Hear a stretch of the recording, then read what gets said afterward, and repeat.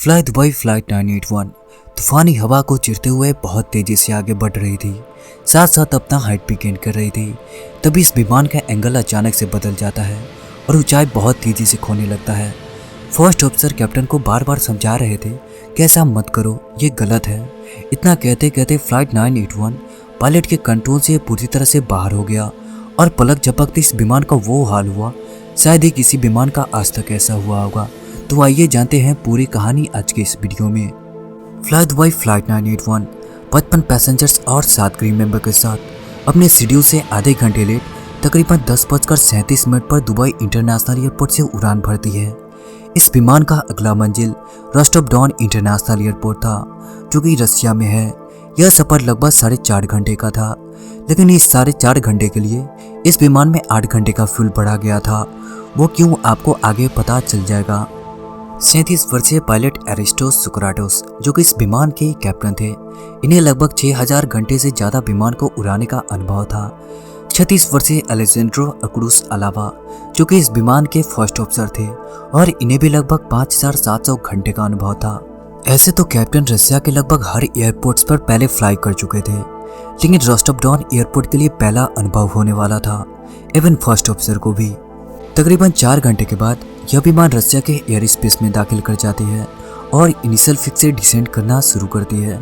Initial fix या IAF initial approach fix भी कह सकते हैं। लैंडिंग से पहले कोई फ्लाइट 3 फेज से होकर गुजरती है, तब जाकर लैंड करती है। पहला होता है इनिशियल अप्रोच फिक्स, दूसरा इंटरमीडिएट फिक्स और तीसरा फाइनल अप्रोच पॉइंट।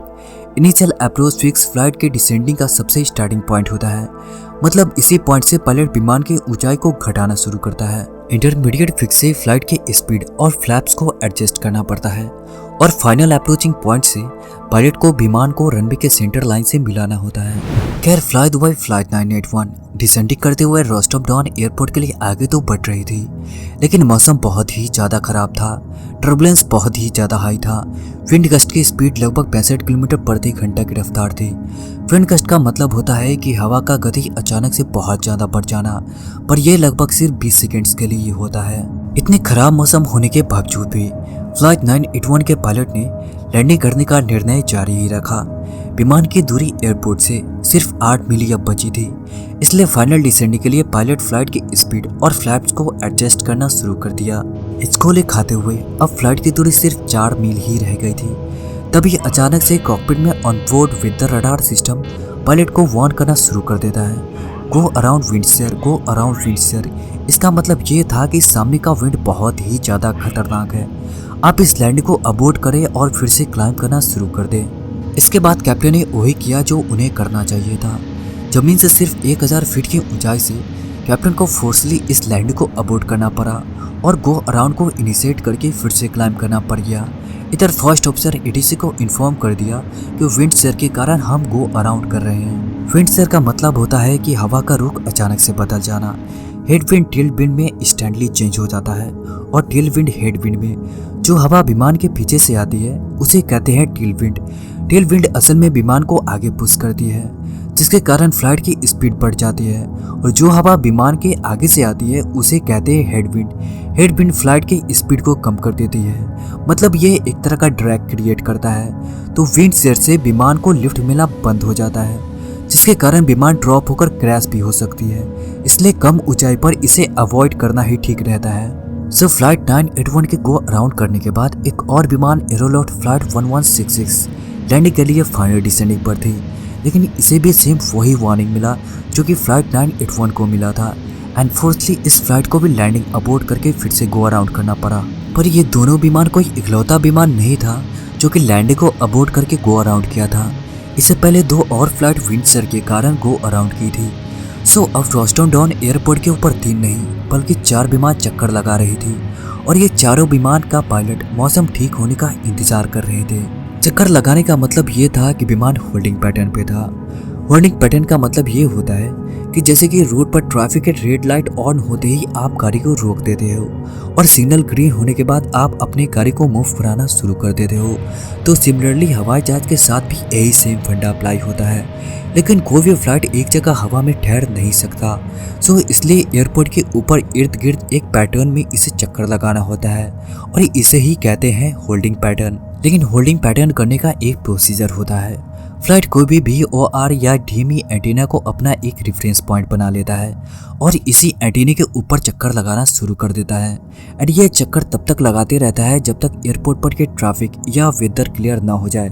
लेकिन ये डिपेंड करता है पायलट पे कि वो फ्लाइट को होल्डिंग पैटर्न पे रखना चाह रहे हैं या दूसरे एयरपोर्ट के लिए डाइवर्ट होना चाह रहे हैं। और यही सब कारणों की वजह से विमान में हमेशा एक्स्ट्रा फ्यूल डाला जाता है। क्या रोस्टोव डॉन एयरपोर्ट के ऊपर मंडरा रहे 4 विमान घंटों से मौसम साफ होने का बेसब्री से इंतजार कर रहे थे, पर इसी बीच एरोलॉट फ्लाइट 1166 डिसेंडिंग करके फिर से लैंडिंग अटैम्प्ट करने का सोचा, बट अगेन सेम वही वार्निंग मिला और इस फ्लाइट की यह तीसरी लैंडिंग अटैम्प्ट थी।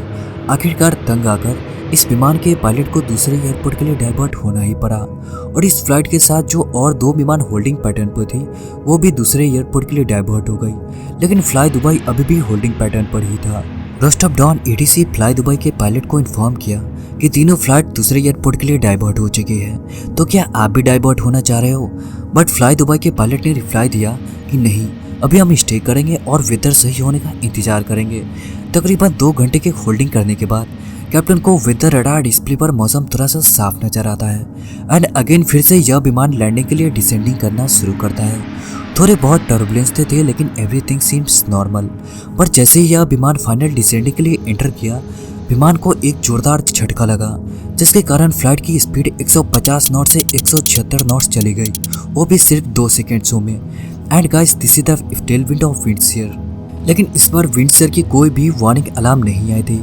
एंड अगेन फिर से कैप्टन ने विमान की स्पीड को फुल बढ़ा दिया और गो अराउंड करना शुरू कर दिया। इधर फर्स्ट ऑफिसर फ्लैप्स के सेटिंग को 0 करके लैंडिंग गियर को जल्दी से ऊपर कर दिया ताकि जल्दी से जल्दी एस्केप मैनूवर्स हो सके। विमान अब बहुत हाई स्पीड से क्लाइंब करने लगा, लेकिन नोज को ज़्यादा ही ऊपर उठ गया।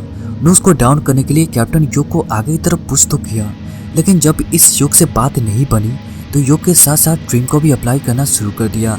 इसी बीच फर्स्ट ऑफिसर कैप्टन को समझाने लगे कि नहीं ऐसा मत करो, ये गलत है। और देखते ही देखते इस विमान का एंगल पूरी तरह से बदल गया।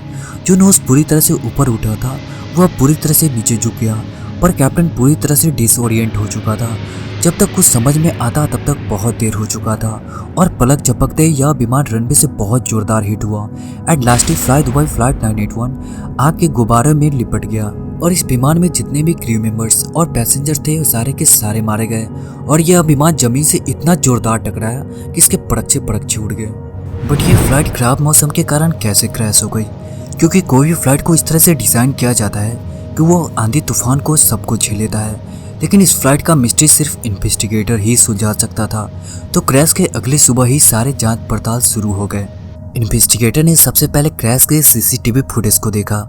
इस फुटेज को देखकर अनुमान यही लगाया गया कि शायद रडार फेलियर के कारण ये क्रैश हुआ होगा, क्योंकि इतिहास में इससे पहले 3 और फ्लाइट सेम तरीके से लैंडिंग के वक्त नोज ड्राइव होकर क्रैश हुई थी, वो भी रडार फेलियर के कारण।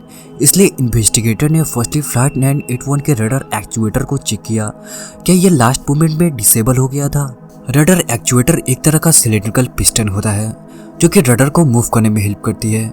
रडार असल में विमान के वर्टिकल स्टेबलाइजर के पिछले हिस्से में लगी होती है जो कि फ्लाइट को हॉरिजॉन्टली स्टेबल रखने में हेल्प करती है। तो इन्वेस्टिगेटर ने पाया कि फ्लाई दुबई का रडार एक्चुएटर लास्ट मूवमेंट में सही ढंग से काम कर रहा था। सो जब इससे बात नहीं बनी तो रोस्टोव डॉन ATC से पूछा गया कि गो अराउंड करने वक्त पायलट ने किसी तरह का इमरजेंसी डिक्लेयर किया था, तो ATC ने जवाब दिया कि नहीं, पायलट की तरफ से ऐसा कोई इन्फॉर्मेशन ही नहीं मिला था। और रही फ्यूल की बात, तो इस विमान में 8 घंटे का फ्यूल बढ़ा हुआ था, जिसमें से सिर्फ 6 घंटे का ही फ्यूल खपत हुआ था, तो फ्यूल खत्म होने का कोई सवाल ही पैदा नहीं होता है। लेकिन इन्वेस्टिगेटर का नज़र जब स्टेबलाइजर ट्रिम के ग्राफ पर पड़ा तो होश ही उड़ गया, क्योंकि लास्ट मूवमेंट में कंटिन्यूसली उसे 12 सेकेंड्स तक यूज़ किया गया था, जबकि इसका यूज़ मैक्सिमम 3 से 4 सेकेंड्स के लिए होता है। तो ऐसा क्या हुआ था जिसके वजह से हॉरिजॉन्टल स्टेबलाइजर ट्रिम को उतने लंबे समय के लिए यूज़ करना पड़ गया था। तो फर्स्ट गो अराउंड करने वक्त फ्लैप्स और लैंडिंग गियर को इंस्टेंटली रेस नहीं किया गया था, जिसके कारण विमान नॉर्मल क्लाइंबिंग के थे। लेकिन सेकेंड को अराउंड करने के क्लाइंबिंग करने वक्त कैप्टन हार्डली योग को पुल किया हुआ था, बट हाई स्पीड में एस्केप मैनूवर्स करने के लिए फर्स्ट ऑफिसर जल्दी से लैंडिंग गियर को रेस करके फ्लैप्स को एक ही बार में 30 डिग्री से 0 डिग्री ऊपर कर दिया और यहीं पे सबसे बड़ा गलती हो गया। फर्स्ट ऑफिसर को ऐसा नहीं करना चाहिए था, क्योंकि अगर फ्लैप्स को सिर्फ 10 डिग्री घटाया जाता तो चलता, लेकिन एक ही बार में 30 डिग्री से 0 डिग्री पर ये बिल्कुल सही नहीं था। इस तरह के फ्लैप्स के प्रोसेसर्स पहले किए जाते थे, अब नहीं। तो अचानक से फ्लैप्स के पोजीशन 0 डिग्री पर चेंज करने से विमान के अंदर हर चीज़ ग्रेविटी लेस हो गया, मतलब कुछ सेकेंड्स के लिए ग्रेविटी एकदम 0 हो गया, जिसके कारण सारे पैसेंजर्स प्लस पायलट फ्लोट करने लगे। लेकिन इस ग्रेविटी लेस के कारण सबसे ज़्यादा इफेक्ट पड़ा कैप्टन को यहाँ एक तरह का इल्यूजन क्रिएट हो गया। सपोज करो कि विमान का नोज 5 डिग्री के एंगल पर उठा हुआ है, लेकिन कैप्टन को ऐसा लग रहा था कि विमान का नोज 25 डिग्री के एंगल पर उठा हुआ है। सो इसी इल्यूजन के कारण नोज को डाउन करने के लिए कैप्टन युग को बहुत हार्डली आगे की तरफ पुश किया। कुछ सेकेंड्स के बाद कैप्टन को अभी भी ऐसा लग रहा था कि विमान का नोज अभी भी ऊपर ही उठा हुआ है। सो यह इंस्टेंट इफेक्ट के लिए कैप्टन ट्रिम को अप्लाई करना शुरू कर दिया। ट्रिम असल में विमान के टेल सेक्शन में होता है। इस छोटे से विंग को कहते हैं हॉरिजॉन्टल स्टेबलाइजर। जब यह हॉरिजॉन्टल स्टेबलाइजर ऊपर नीचे मूव करती है तो विमान के नोज का भी एंगल बदलता है। सो इसी चीज को कहते हैं ट्रिम। सो कैप्टन जब ट्रिम को अप्लाई कर रहा था तो इस वक्त विमान का नोज ऑलरेडी बहुत ज्यादा नीचे झुक चुका था, फिर भी कैप्टन ट्रिम स्विच को होल्ड ही रखा। और इसी वक्त फर्स्ट ऑफिसर ने कैप्टन को ट्रिम को अप्लाई करने से मना किया था, लेकिन इल्यूजन के कारण कैप्टन पूरी तरह से डिसओरिएंट हो चुका था। बट इसके बाद विमान का नोज नीचे 45 डिग्री के एंगल पर पूरी तरह से झुक गया, पर जब कैप्टन को होश आया तब तक बहुत देर हो चुका था। इसके बाद यह विमान जमीन से तकरीबन 574 किलोमीटर प्रति घंटा की रफ्तार से जा टकराया। एंड गाइस, यही थी कहानी फ्लाई दुबई फ्लाइट 981 की, पर यह घटना रात में हुई थी, ना कि दिन में।